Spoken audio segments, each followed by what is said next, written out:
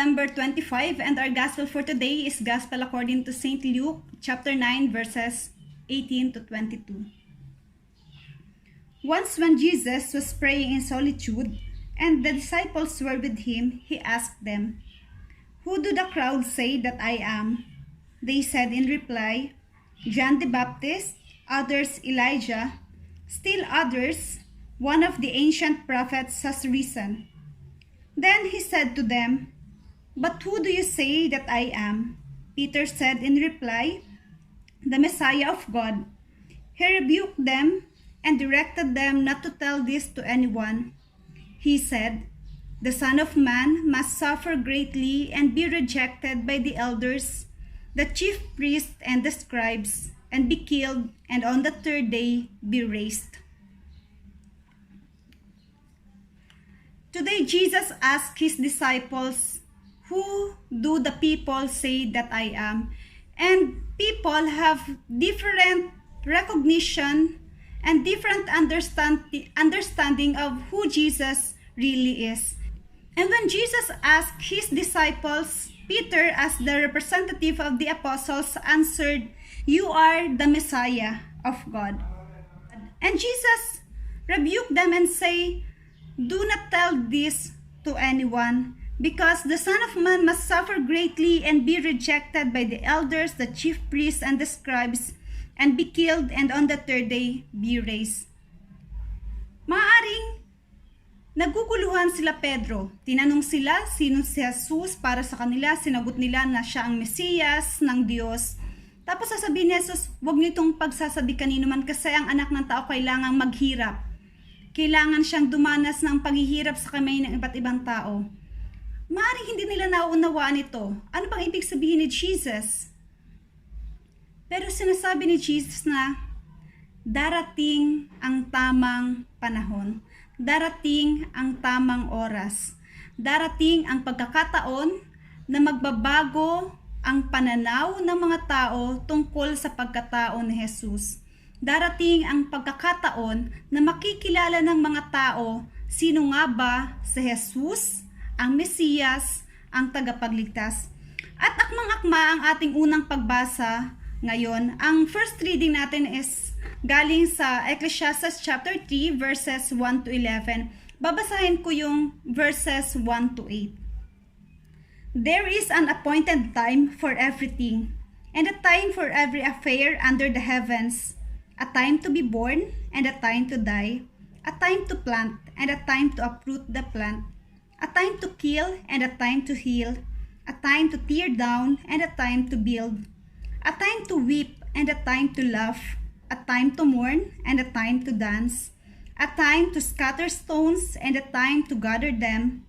A time to embrace, and a time to be far from embraces. A time to seek, and a time to lose. A time to keep, and a time to cast away. A time to rend, and a time to sue. A time to be silent, and a time to speak. A time to love, and a time to hate. A time of war, and a time of peace. He has made everything appropriate to its time, and has put the timeless into their hearts, without men's ever discovering from beginning to end the work which God has done." Anong sinasabi ng first reading natin ngayon at ng nararanasan natin ngayon sa gitna ng pandemic? Maaaring marami sa atin nga ang nagtatanong, bakit ang tagal-tagal na ay nasa stay-at-home policy pa rin tayo? Almost 7 months na tayo nakakulong sa bahay. Ano ba talaga ang plano ng Diyos para sa atin? Maaaring marami sa atin ngayon ang naiinip na.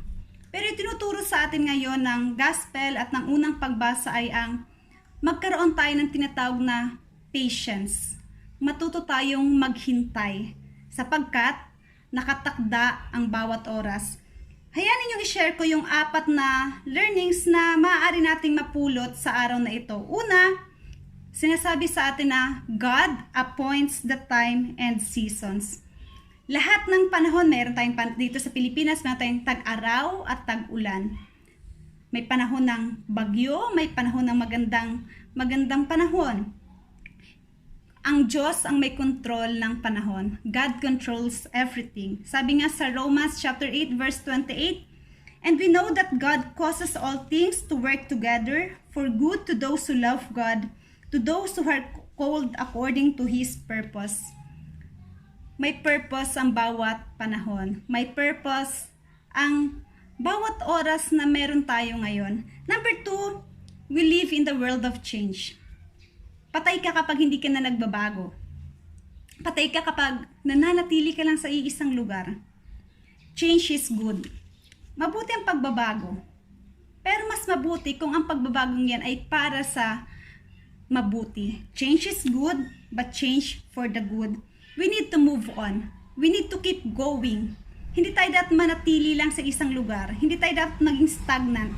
Huwag tayong matakot sa pagbabago. Kailangan natin mag-evolve. Di ba ang isang butterfly, bago siya naging butterfly, siya ay isang uod. Kailangan ng pagbabago. Lahat ng seasons nagbabago. Lahat ng nangyayari sa atin ngayon, magbabago.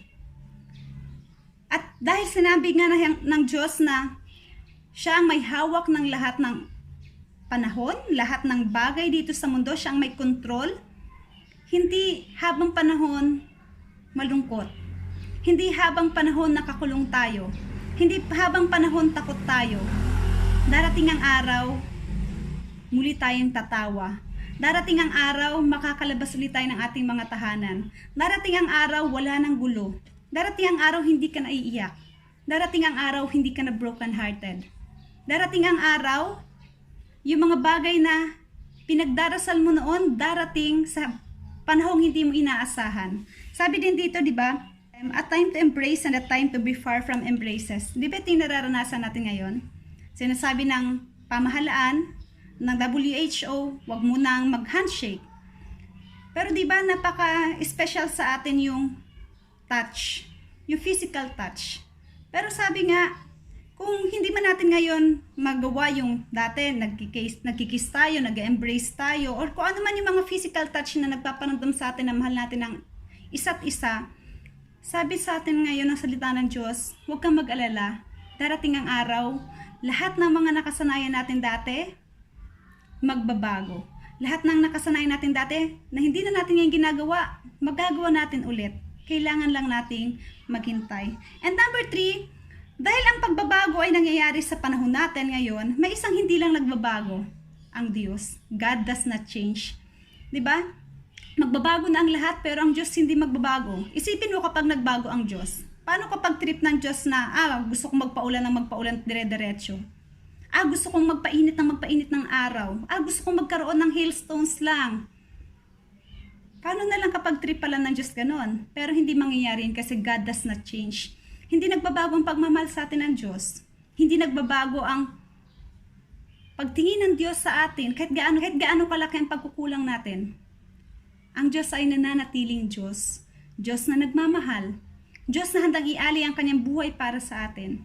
Diyos na walang hanggan. And number 4, God has set everything for its time. Kaya anong gagawin natin? Enjoy your life. Tandaan natin, isa lang ang buhay natin. Kailangan nating magbago. Kailangan nating mag-grow. Kailangan nating ihanda ang ating sarili at sumabay sa ano ba yung pagbabago. At higit sa lahat, sana sa ating pagbabago, magbago rin yung pananaw natin tungkol sa Diyos. Magbago ang pananaw natin na ang Diyos ay hindi tayo iniiwanan. Na ang Diyos hindi tayo pinababayaan sa gitna ng pandemic na ito. Na ang Diyos kasama natin sa ating mga nararanasan ngayon. Na ang Diyos nandito.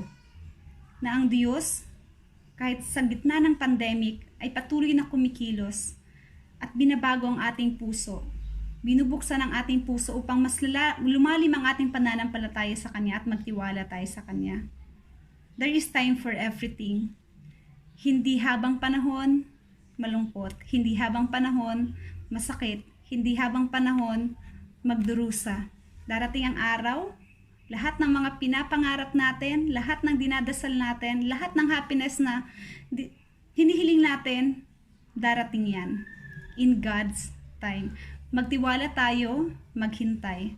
God bless you and thank you.